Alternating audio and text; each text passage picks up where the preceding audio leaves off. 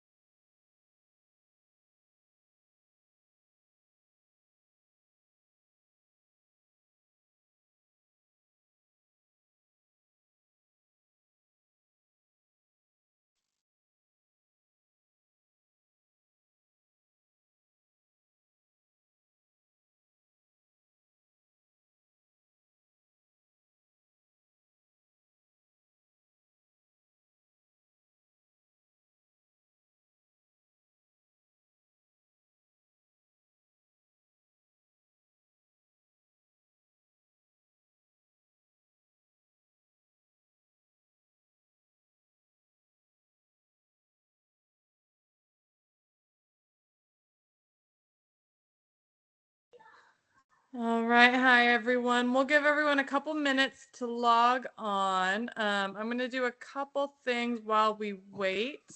In the chat, I'm going to attach a document. It's just more of a work. Let me see if it will let me do it. I'm going to try to attach a document. If not, I'll send it to you. It's just a workbook for us to kind of follow through. Oh, it's not letting me do it. So at the end of this, when I send out a recap, I'm going to send a workbook too. That way you guys can go in after our talk and fill it out. I'm going to try in the future to have these all sent out ahead of time. That way you can have it prepared for our talk so you can fill it out while we're going through things. But I will get that over to you afterwards.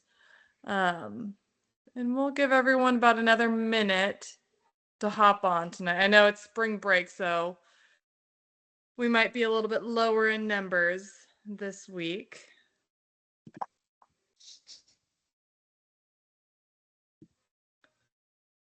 And I'm going to go ahead and share my screen too, just to get ready.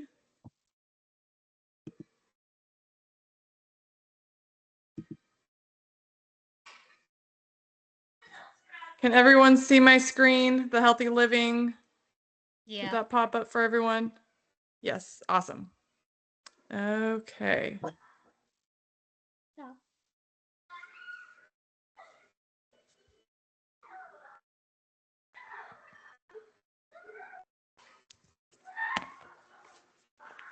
All right, well, we'll go ahead and get started.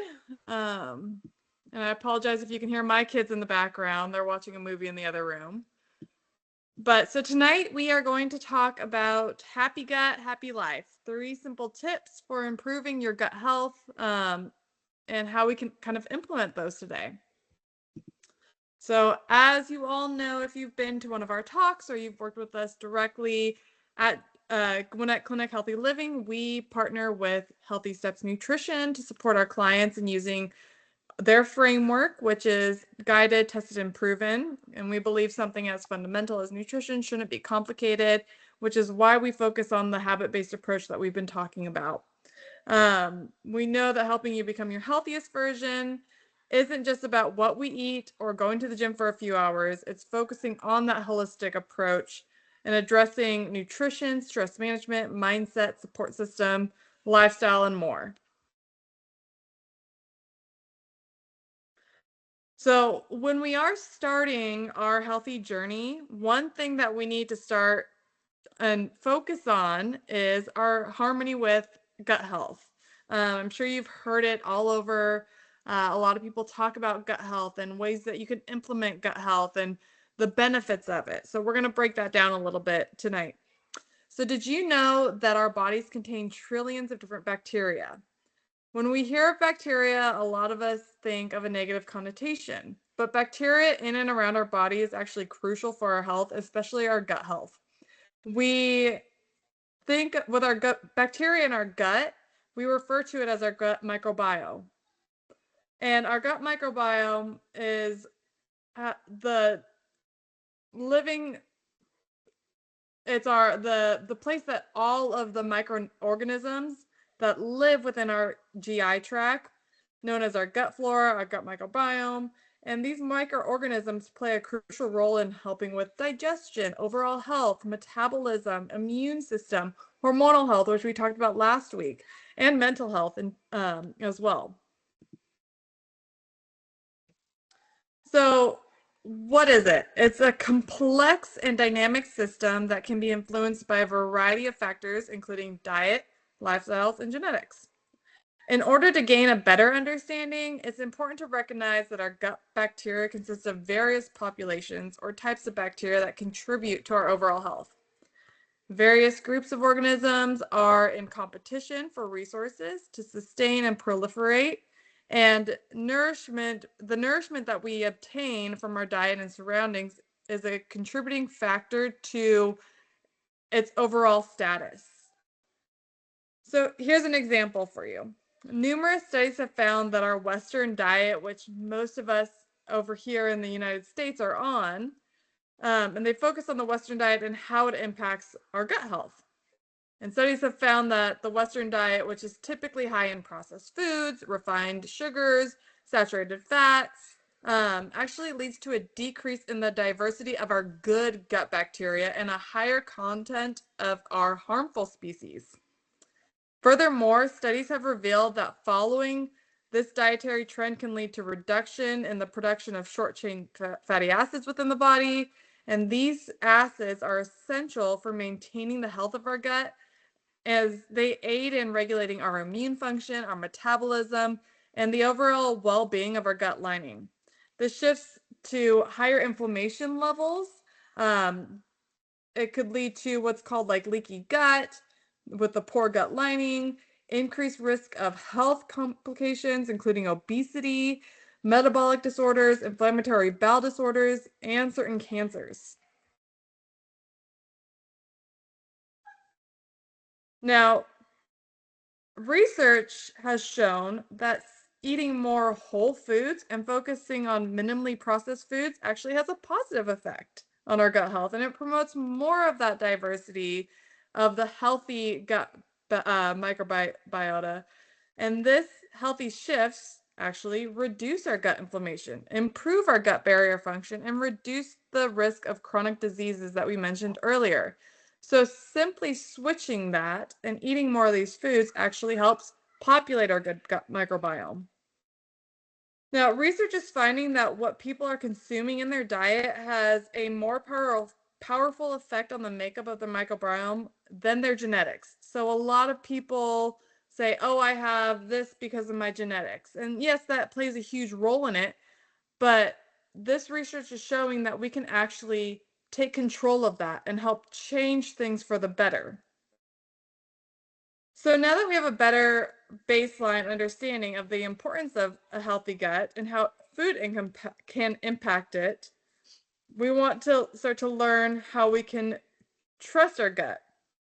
So let's start to dive into those tips that I talked about.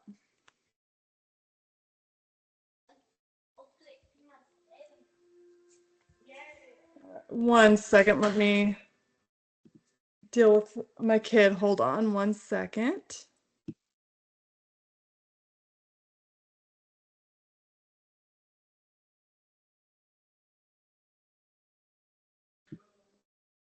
Okay, so tip number one is focusing on whole foods first with an emphasis, oh, I'm sorry, you can't see that very well, but fruits and vegetables.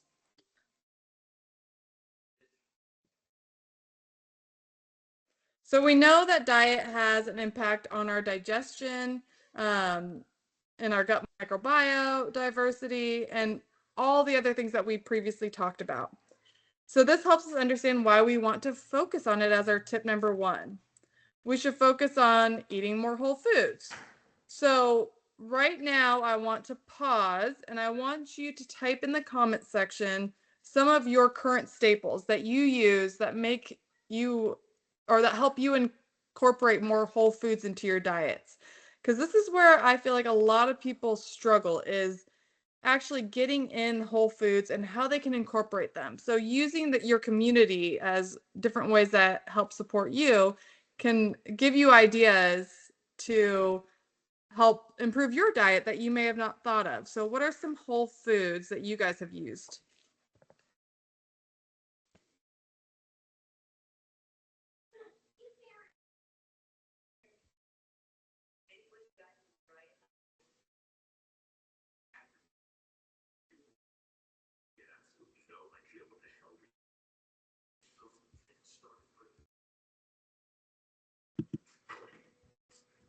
Let's see, I see a couple people typing.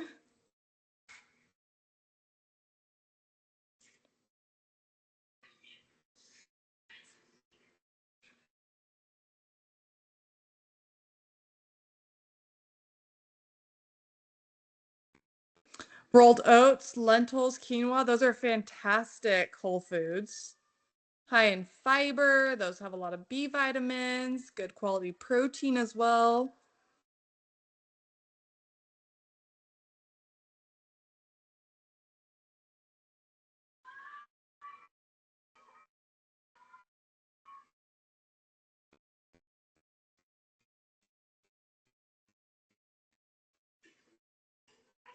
Broccoli, cauliflower, green beans, lettuce, spinach, black, blue, and raspberries, quinoa, chia seeds, eggs. Those are all fantastic. I love those. Those are great staples, and I love that you have so many of them.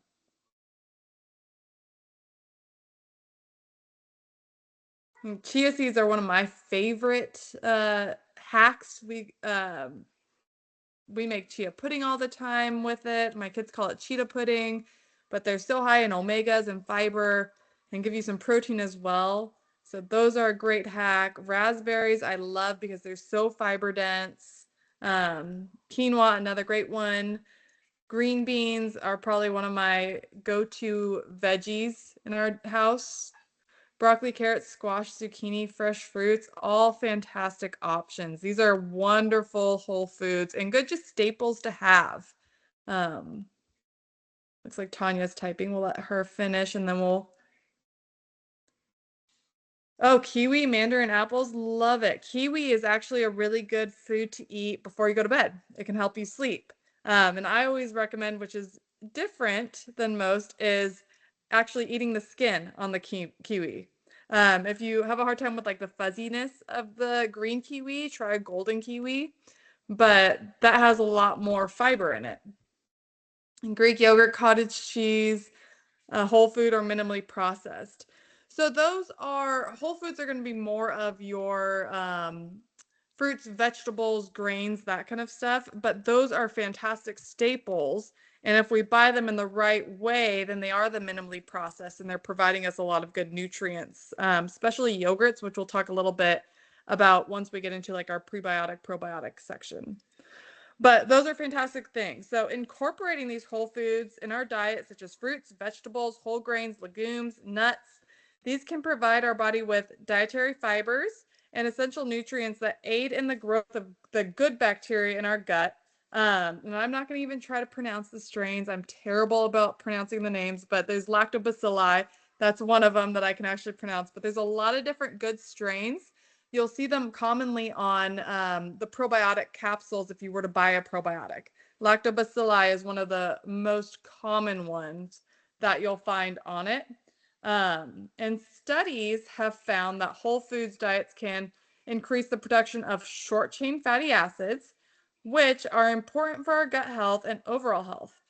These short chain fatty acids have anti-inflammatory properties and are involved in regulating immune function, maintaining the integrity of our gut lining, and regulating our metabolism. Additionally, consuming a variety of different fruits and vegetables provides our body with antioxidants that protect the lining of our gut by controlling inflammation.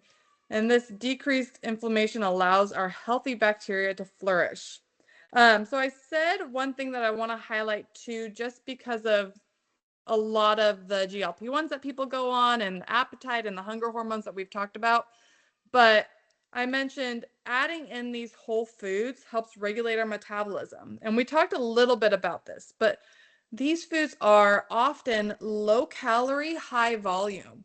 So what that means is they help regulate our metabolism and our hunger hormones actually, because they help keep us full for longer.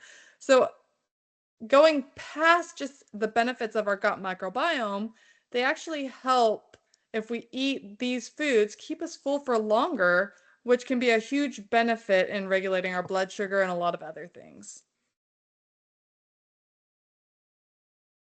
Okay, so if you struggle, like most of us do, to eat more fruits and vegetables, we want to just start slow. You don't have to try to go for perfection at the very beginning, but just building upon it. So, for example, if you're currently eating only about 1 cup or 1 fist of veggies at dinner, next week make it a goal to add the same to lunch by prepping extra veggies when cooking dinner for the next day. Once you start to add 2 fists at veggies at dinner, maintain the 1 fist at lunch. Once that feels easy, try 2 fists at lunch and 2 fists at dinner, and start to work really on about half of your plate of vegetables, non-starchy vegetables at your lunch and dinner. So just building consistency over time. My favorite place to add fruits includes snacks. You can pair those with that yogurt or that cottage cheese, as we mentioned. You can add those to nuts and other seeds to make it a little bit more balanced. Add it to smoothies in the morning. I love adding, when I make smoothies, I love adding spinach and cauliflower to it, even avocado. So adding in those whole foods that you might not think fit into our areas where we like having more savory items for breakfast or sneaking them into muffins or smoothies can be a great hack to getting in more plants throughout the day. Um, Another benefit of eating more whole foods, which it helps increase our fiber, which is something we're going to talk about next. Um,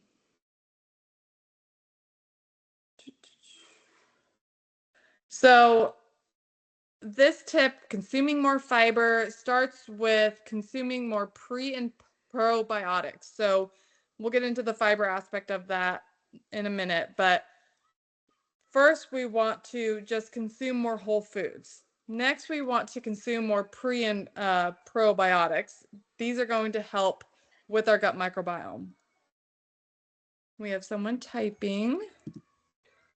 I'm sorry, the slideshow got a little fuzzy. So it's a little stretched out, but we can send you a better copy of this as well.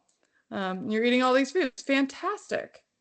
So before I get into pre and probiotics, does anyone know what prebiotics are? So we'll start with just prebiotics, not probiotics, but what are prebiotics?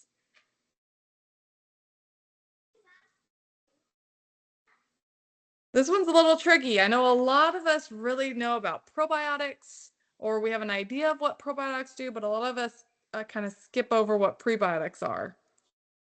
Well, does anyone know what probiotics are, or could you name a few probiotic-rich foods?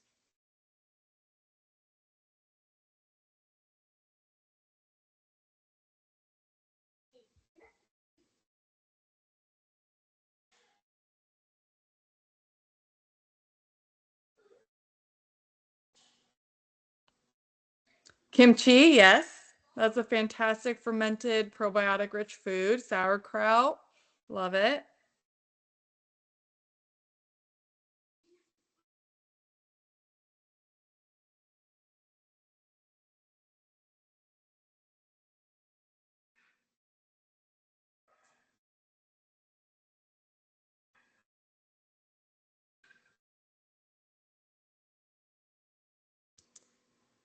Bubby's sauerkraut is her favorite. That's good. I need to try that one. Barb's typing, so we'll let her finish.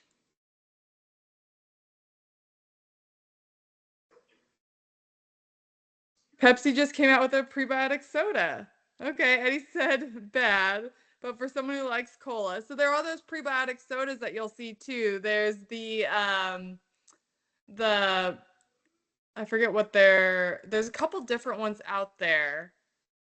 And of course now they're skipping my mind.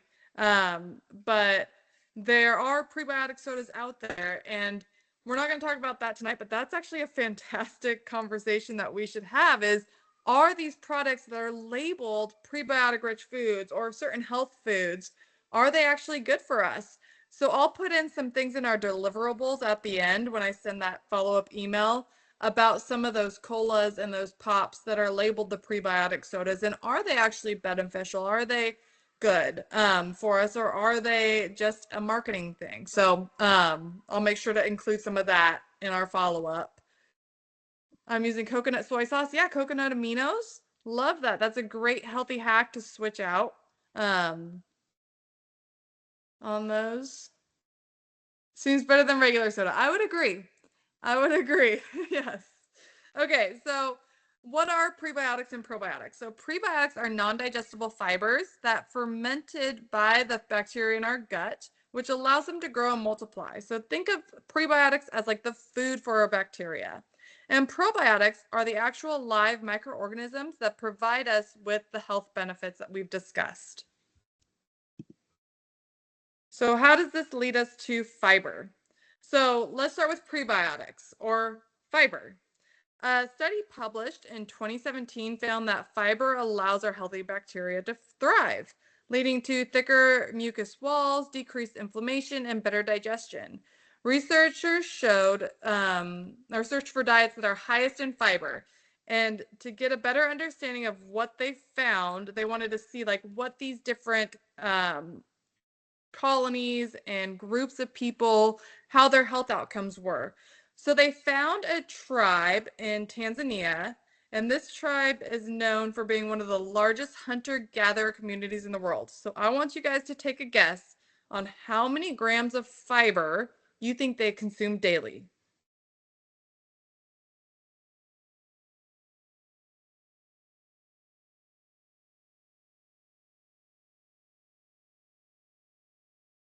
Yeah.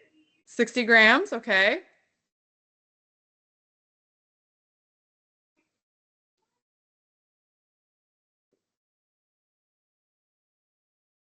Any 60 grams is a lot. Any other guesses? 35, 80? Okay.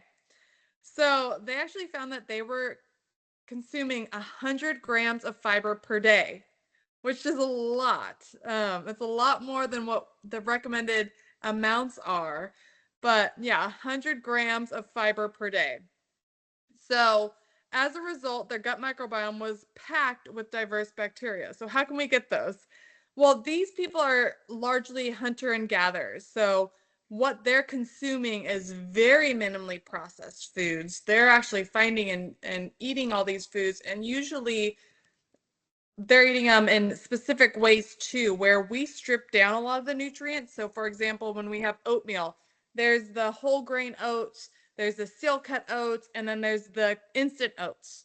The instant oats have been stripped of their fiber. So even though oats are something that's high in fiber, if you're not eating the right type, you're actually reducing the amount of fiber that you can get. So looking at certain foods and how we're eating them, having the skins on things, and different preparation methods can actually improve our fiber intake. But we don't need to get to 100 grams. So don't feel like you have to reach for that.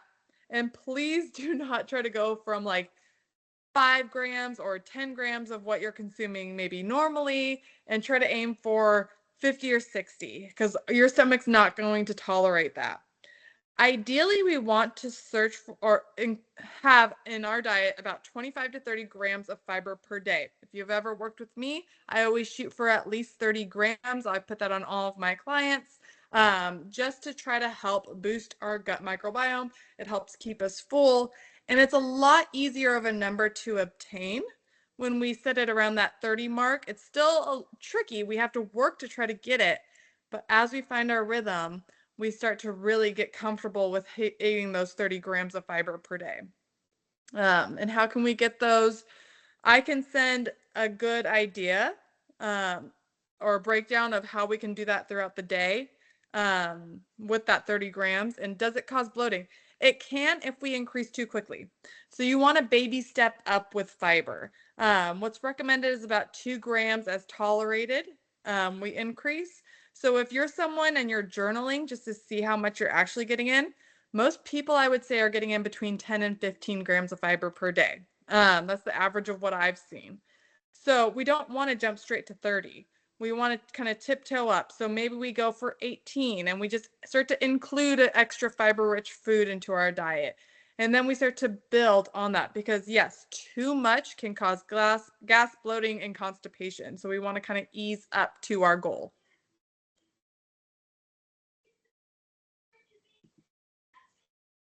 Sheila's talking, so I'll let her finish really quick before we move on.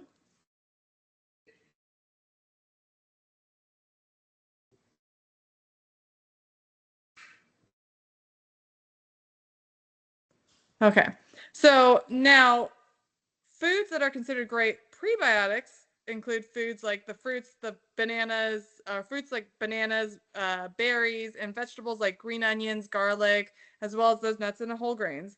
But probiotics are some of those other foods that we mentioned, like the kefir. So found in yogurt, kefir, fermented foods like sauerkrauts, kimchi, miso, kombucha, and tempeh. Some cheeses actually have some live cultures in them as well. It's recommended to consume about 10 to 20 billion CFUs to support a healthy gut and a strong immune system. And probably no one is tracking that. So don't worry if you're not. What is usually recommended is just trying to incorporate some fermented foods into your diet on a regular basis, just to start. So tip number 3. So we talked about incorporating more whole foods, adding those pre and probiotics. And the final tip is managing your stress. So this one kind of throws a lot of people for a curveball. How is stress actually going to impact my gut microbiome? So researchers shed light on the connection between our gut health and our mental health. It's become clear that these two are closely linked and can actually impact each other in various ways. Why? The gut-brain connection. So I'm sure you've all heard about that. We're connected through the gut-brain axis, which is a complex communication system that involves the nervous system, the immune system, and the endocrine system.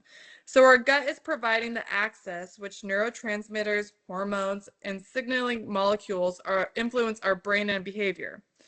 If we have poor gut health, we have discussed the increase in inflammation, which can affect our brain, leading to mental health conditions such as depression, anxiety, and other cognitive issues. So during our conversation, we touched on the importance of gut health in aiding digestion. In cases of poor gut health, deficiencies in nutrients such as omegas, B vitamins, magnesium, these can all be linked to depression. One randomized controlled style trial put this to the test, and surprisingly, with quick recovery, they found a quick recovery in participants with depression.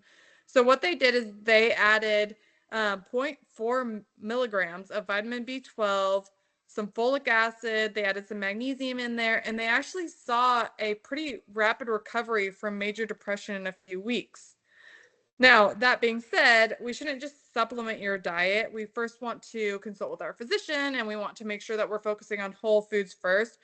But if our gut is disrupted and we're not getting in the foods that we need, and then we're not absorbing the nutrients from those foods, we can actually have an impact on our health in many different ways outside of just gut health. So tying this back into stress management, studies also show that our gut influences the release of hormones, and more specifically, stress hormones such as cortisol. This dysregulation can contribute to mental health complications. And so thinking about that, thinking about the stress that we are all under, it can definitely impact our gut. I know a lot of people were so stressed out throughout the day and then we're not eating, and then sometimes we're binging at night. Sometimes it's just I'm stressed, I need to grab something quick, and we're not nourishing our bodies. And if we slow down sometimes and nourish our body and kind of try to take care of that stress, you'll see a pretty impactful change. So, sorry, this slide didn't populate great either, but 3 ways to manage stress. So one is practice mindfulness. Mindfulness is simply a way to be present in your surroundings, thoughts, and behaviors. Some of our favorite ways to practice mindfulness are box breathing, meditation, yoga. 2, move your body. I know for me, that's the best way for me to reduce my stress is just moving my body. So exercise is such a powerful way to manage our stress. It helps reduce our cortisol. It increases our feel-good endorphins. And if working out feels like a big task, just start with 5 or 10 minutes of walking, and you'll be amazed with how you feel. And lastly, prioritize self-care. we need to take time for ourselves every day and try reading a book rather than scrolling through social media, spend more time outside in nature, go for a hike, have a picnic, and make sure that you're connecting with your friends on a regular basis. These all can really help. Now, as we've discussed our 3 tips in focusing on gut health, tying it back to our HSN core principles can really help. So bringing it back full circle. First, just focus on those whole foods. Then focus on that balance of macronutrients, focusing on incorporating protein, low glycemic carbs, and healthy fats with our meals and snacks. And then limiting the amount of ultra processed carbohydrates and sugar, as well as alcohol that we're consuming. All these can really help impact our gut overall. Now, some frequently asked questions in terms of gut health that we'll cover is first one is, do I need to take supplements? So after hearing about some of our studies and the focus on pre and probiotics, it's natural to wonder if you need a supplement. It's not always necessary. So I always like to say supplements are designed to supplement our diet. That's exactly where the name came from. That's why we use them. So let's focus on whole foods first and fixing our diet, and then see if we actually need a supplement. Whole foods provide that variety of nutrients, vitamins, minerals, fibers, antioxidants, and all work well to promote a health and well-being. Additionally, whole foods contain other beneficial compounds that supplements don't, such as phytochemicals, which have been shown to have anti-inflammatory and anti-cancer properties. And taking too many supplements can be harmful to your health. Some supplements can interact with medications and cause side effects, and high doses can actually be toxic. So if you're concerned about meeting your needs, it's best to focus on first eating a balanced diet and then talking with a healthcare professional about the supplements that you're taking. I always recommend too making sure that they're third-party tested and that they're good quality supplements because they're not regulated by the FDA. So making sure what you're taking is actually what you're taking and what you're paying for.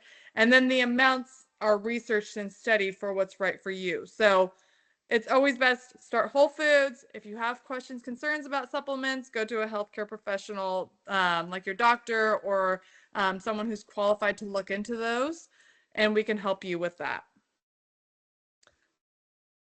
Question number 2 is, what if I don't like veggies? I get this question a lot. So what I want to challenge people is you probably haven't found a way that you actually enjoy them. There's so many different ways that we can cook vegetables. You can roast them, you can steam them, you can air fry them, you can eat them raw. So adding flavor to them is really beneficial. Mixing them into different types of foods like muffins or smoothies or wherever we can fit them can really help adapt our palate, and then over time you'll start to really enjoy them. But continue to work on your journey to add more vegetables into your diet and try different ways, and I'm sure you'll be surprised. um, Now finally, before I open it up to you guys, the big question with this is, okay, we've talked about all this, but where do I start? Just one step at a time. Don't focus on trying to be perfect with your gut health. Don't focus on trying to get whole foods in every single thing of your diet if you're not already doing that. We want to focus on that one thing first. And once we get to 80% successful with maintaining that one thing, we can start adding in another. But if we try to go on too many different things at once, it can become unsustainable. So building these habits is really, really important to long-term success. So we discussed many reasons as to why we should focus on our gut health and improving our digestion and overall health, which can lead to a stronger immune system, decrease our risk for chronic illness, and improve health. So I want you to think about these 3 tips. So the eating the whole foods, increasing our pre and probiotics, managing our stress, and think about how you're currently doing, where you feel like you can make an improvement, and what's one action step that you can start to implement tomorrow or next week when you can go to the grocery store and start to really implement these things. And maybe you're already thinking about all of the different things, but it's overwhelming and you need that accountability. So if you're someone who needs extra accountability and you're not working with one of our team members, one of our coaches, or our physicians, reach out to us. We can help you. We're here to talk you through it and figure out a plan to help keep you successful. But with that, I will open it up to any questions that you guys have about gut health, or any tips that you guys might have, anything you want to discuss.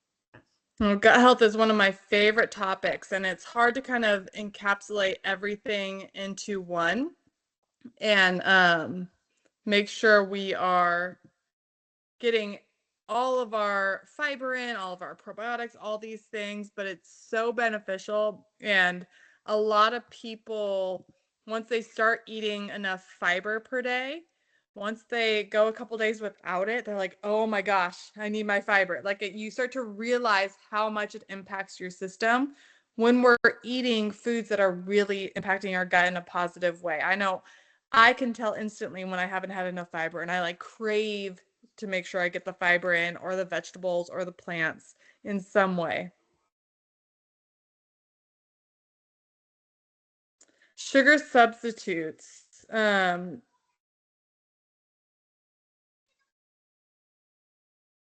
When you say sugar substitutes, are you asking how they impact our gut health specifically? And then what meat is good for your gut? All meat is fine. So best practices, yes. So let me first address the sugar substitutes. So there's a bunch of the sugar substitutes out there. There's stevia, there's monk fruit, there's erythritol. The big thing that I always like to say is first, we just want to reduce our added sugar overall. And then if we're using a food or a sugar substitute, a food that has a sugar substitute or adding that into things, being mindful of how your body responds to it. I know for me, any of the erythritols, anything that's going to end with the all, you're going to see those are sugar alcohols. Those break down in our small intestines and they can cause bloating for some. For me, I get bloated immediately after eating them. So I don't use any foods that have erythritol or any of those into them. Um, it's all kind of personal preference and what they can do. And I can put a little bit in our deliverables and our follow-up email about sugar substitutes. If I'm going to use one, I'm going to use monk fruit or I'm going to use stevia. But I typically use more whole food sugars. If I'm using it, I'll use coconut sugar, honey, maple syrup when I'm using that. Meats that are good for your gut. I would say all meats. We don't want to do fried meats, and we want to go for more lean meats, so chickens, turkey, fish, that kind of stuff. But protein is so good for our guts. Um, omega-3 rich foods like salmon is fantastic, but just getting enough good quality protein in has so many different benefits. Is agave good for sugar substitute? It can be. There's different pros and cons to every sugar and how we use it. So it's just kind of looking over different sugars, different reasons why we're doing it, how it overall it's impacting us, which can be really confusing. So I'll put some information into our follow-up email about different sugar substitutes for you guys. I think I've done pretty well since I started, but I'm retired and responsible for myself, so it's easier. Initially, I try to focus a lot on different recipes, but I have found that if I stick to a few recipes that I love and put them on repeat, it's so much easier. 100%. I agree with that. We sometimes it's good to mix it up every now and then, but having those staples can keep you really consistent and make sure you're getting in what you need to. We do want some variety in our gut. If you've ever worked with me, I like to do the plant points challenge in our group challenges that we'll do. So I try to aim for about 30 different plants per week. That might seem daunting, but it's actually really easy to hit. And if we're just getting good variety throughout the week of different plants, and that means fruits, vegetables, legumes, nuts, seeds, if we're getting a variety in those, that can really help with our gut health. Any probiotic supplement recommendations? So probiotics, you really want to be strain specific for the reason why you're taking it. Um, just buying a standard over the counter probiotic might not actually affect what your goal is. So if you're having a specific rationale as to why you want a probiotic, we need to look at what strains would be beneficial, and there's a lot of research based on that. So if you have questions about that, you can reach out to me and say, hey, these are my concerns. Is there a probiotic supplement that would be beneficial to me? But just incorporating more whole foods and getting more of that into your diet or utilizing those fermented foods can really help start to improve your natural production of the probiotics.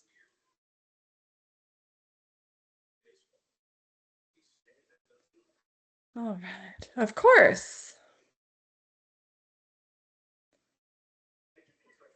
Now, any other questions?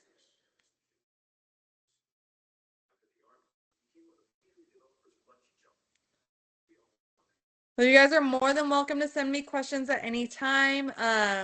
As always, I will send a recap of our meeting with some of those deliverables that we mentioned, like the sodas, different fiber-rich foods, how we can incorporate and get to our goals with that, different sugar substitutes. And if there's anything else I missed, please reach out to me and we'll make sure that we cover it. And thank you for everyone being here tonight, and I will see you guys in 2 weeks. Of course. Have a good night, everyone.